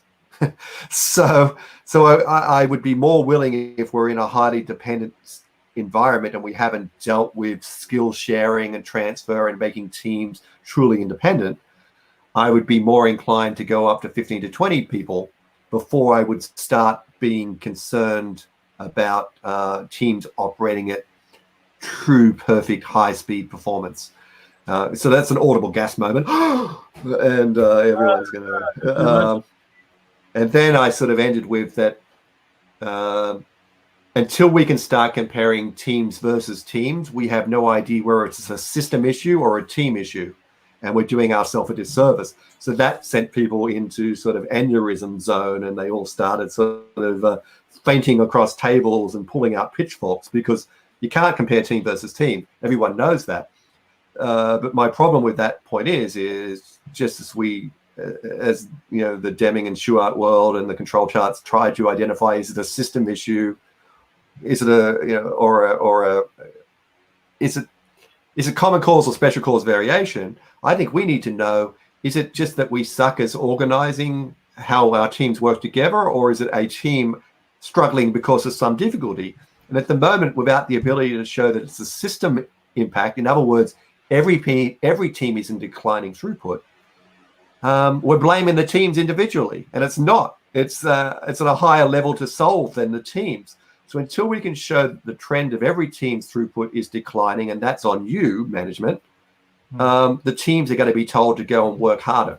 And so I think that in Agile's future is a set of ways for us to quickly and properly identify multiple and many and all teams being impacted by something organizationally or pandemically, or is it a single team which is struggling for a reason that we can fix and just haven't noticed? And at the moment, it's always down to just the teams suck, and I want that to stop. Thank you. So I just want to do an audio check with Steve. Can you hear us okay, Steve? Hello. Is this good now? Yes, all good. Perfect. Yeah. So Troy, we're a great team. I mean, you managed to do like the recursive image one inside the other, and I managed to do like the recursive audio. No, that's Nice. that's quite a feat. As long as you don't do them at the same time. May I just say something? Yeah, of course. Troy, I like to thank you now in the name of the whole community, because the work you've done with your spreadsheets is I have no words. Now it's just outstanding, and I think it's has introduced so many folks to the idea of using like numbers, metrics, data-driven decision making. That it's been an eye opener for many. So just thank you. Oh, thank you. I'm going to cry now. My mascara's going to run. Yeah, and I just top that off for the people who are scared about the metrics that Troy's talking about. What I say to people is, don't worry about it. If Troy's made the spreadsheet, it's fine. Just fill in the numbers. But just be warned. There are a couple of times in this journey, because this has been a long journey, Steve. So thank you for looking at the end and sort of saying the outcome turned out well, right? But in the early days there, and even now, people are picking things that I wasn't even sure about. So offhand comments I said at conferences become folklore. So, you know, cycle time follows the Weibull distribution. No one's certain of that. I said it once that out of the 6 sort of distributions it could fit, it looks like it's that one. Industry picked it up as being a universal known truth. 85th percentile for forecasting. I chose that because I wanted those colors on that spreadsheet to look rather balanced. I didn't want too much green. I didn't want too much red and too much yellow.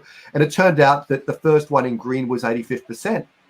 No, there's no math behind 85th percent at all. It just happened to be a number I picked that looked good, aesthetically pleasing, of setting cell background colors in Excel. But now 85% is the exact number that you should forecast, right? So our industry has a problem that they believe the stuff I'm saying too much, and no one is sort of pushing back on it, right? So I want our industry to be a bit more skeptical of charlatans like me at times, because we say things because we're on camera and we don't mean them yet. Nevertheless, I've been using your tools for a few years, and you've made it easier for people like me, let's put it that way. And I'll be just trying to convey the message to people. Don't be nervous about using the metrics tools that Troy has, because they're really easy to use.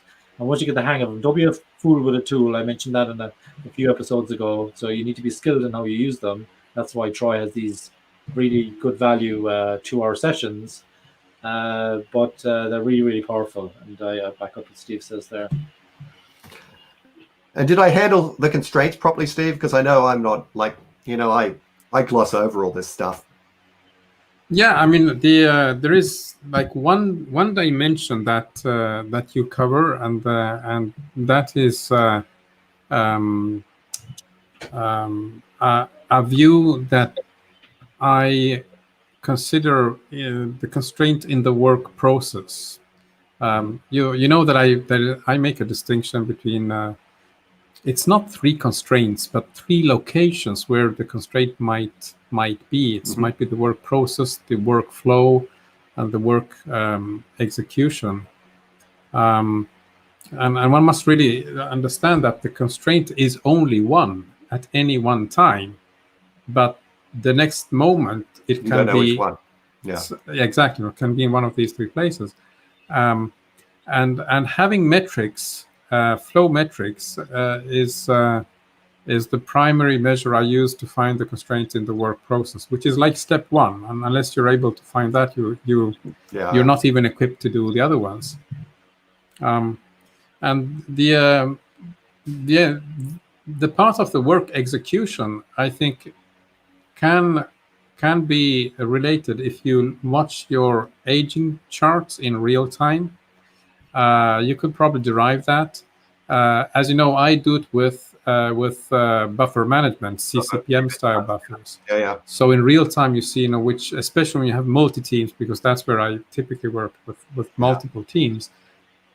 Then you can find out which of the multiple teams is the one. But again, it's all based on metrics. Now, without numbers, you cannot tell. And then there's the last one, which is like in planning phase. That's where I look at the workflow. It's the future queues. So it's definitely the correct way of doing it. But I think you need to add a few tabs to your spreadsheet so you can model the other 2 places as well. Yeah, and that's always the case there. I have a whole programming language, and that's what I spend my nights doing, drinking scotch and doing that. But it's trying to balance the spreadsheet so that people don't get freaked out by them has been hard. And even now, I add a tab and then I delete it again, or I hide it. So get a tip. Go to these spreadsheets and go into the unhide tab section and see the ones that you've not seen. A lot of those are aborted attempts of adding. Well, I thought there's too much complexity here for normal.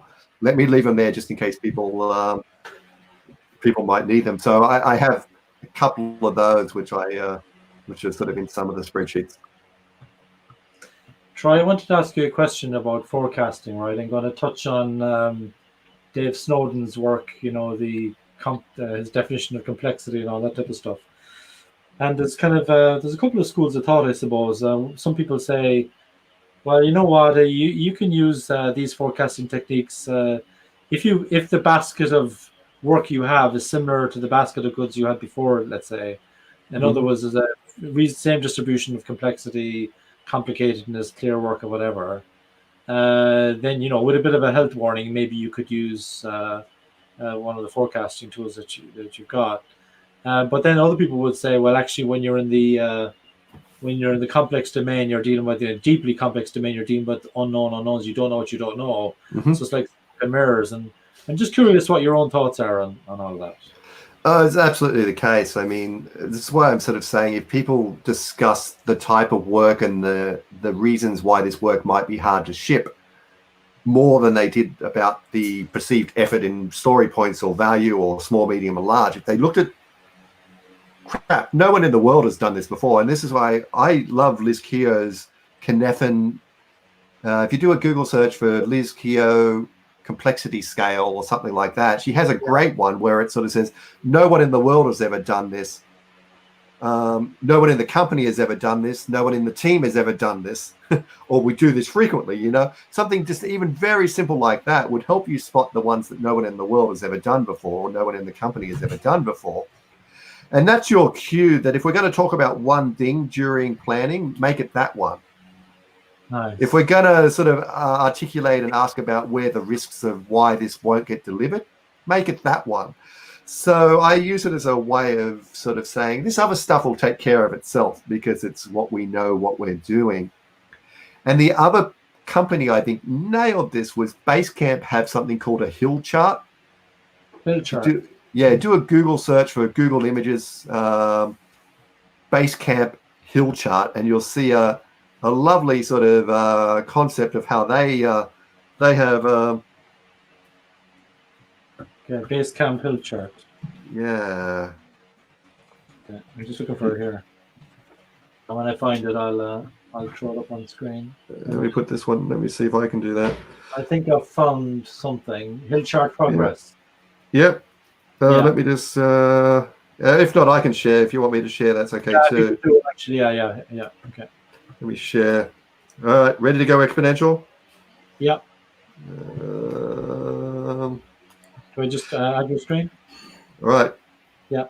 There you go. Can you see it? Yeah. So they have this sort of hill chart where they sort of categorize the backlog on figuring things out and making it happen.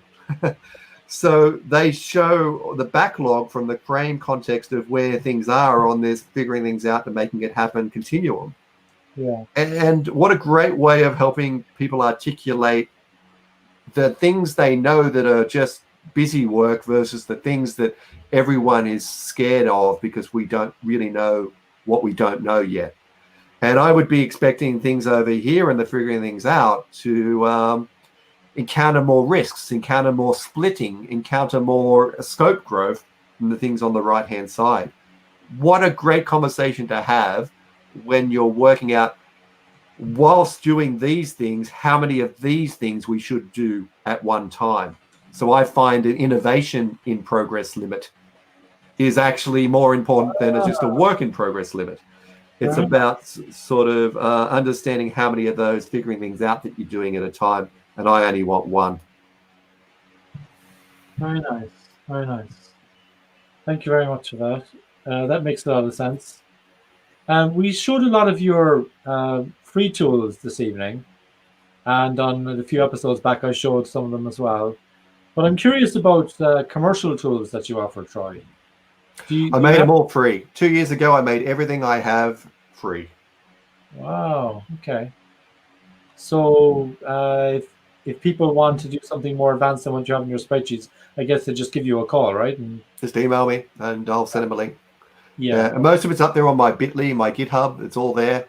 The impact on me trying to manage one-on-one interactions and getting people set up with these tools was more than the amount of money I was making out of the license sales. Yeah. And most of them wouldn't get started anyway if they had to buy it. So it was far more effective for me to get the message of Monte Carlo and team metrics out there by making them free. Very nice. Doesn't fix the retirement fund, but no. But hopefully it spreads the word, though. Okay, so my receding hairline stopped 2 years ago. There's a lot of work in managing a tool. Now, I still sell site licenses for people to get support, prioritize support, and I still do the consulting on them, and I still run the training workshops on them. So, they're only free as in your ability to be allowed to run the tool. You still should do the other factors of getting up to speed and using them properly. I add value in that way. But there shouldn't be anything in the way of you getting started, and I found a license fee was that barrier. Thank you. So just going John. Yeah, please, Steve, go ahead. I had a comment there on the complexity space. Yeah. I totally agree that when you're there in the complex space, there is no point in trying to predict anything. But recently, I made like this observation that if you look at what Snowden is suggesting you the activities you do in the four elements, they are like act, sense and respond, probe, sense and respond, sense, analyze, respond, sense, categorize, respond. And the interesting thing is now, what is the common thing? It's always sense and respond. Yeah. And the sense and responding is something that you have in all four cases, and you can work on that by if we go back to the values of extreme programming, there was like the value of communication, the value of feedback.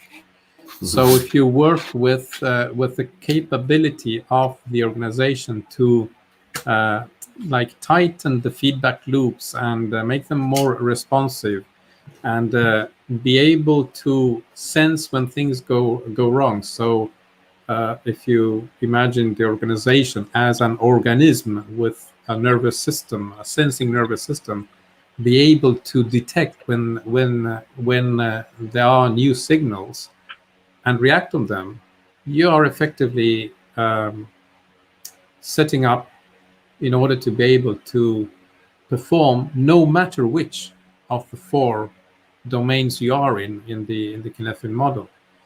And from I always have this metaphor of the jeep, the jungle, and the journey. Well, that element is the jeep. You have to tune your jeep so that it becomes responsive, so that your steering wheel gives you like the signals that something is there, and then when you turn it, it's responding.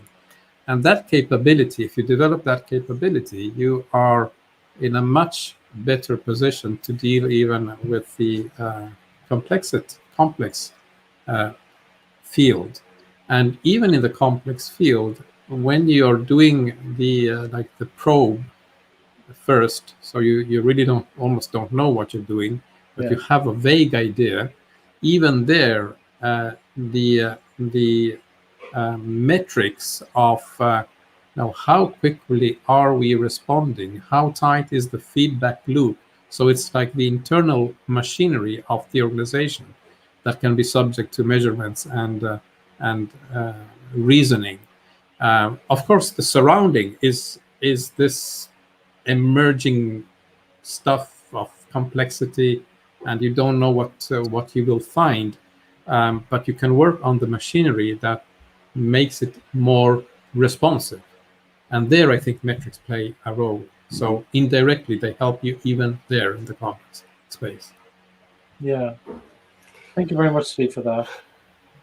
Thank you, Troy. One of the things I try is I might give a forecast and say, give you a better forecast next month. And it's better than saying I don't know when actually I don't know the real answer. I don't know. It depends on your context, I guess. I don't know. But I would put a health warning on it, of course.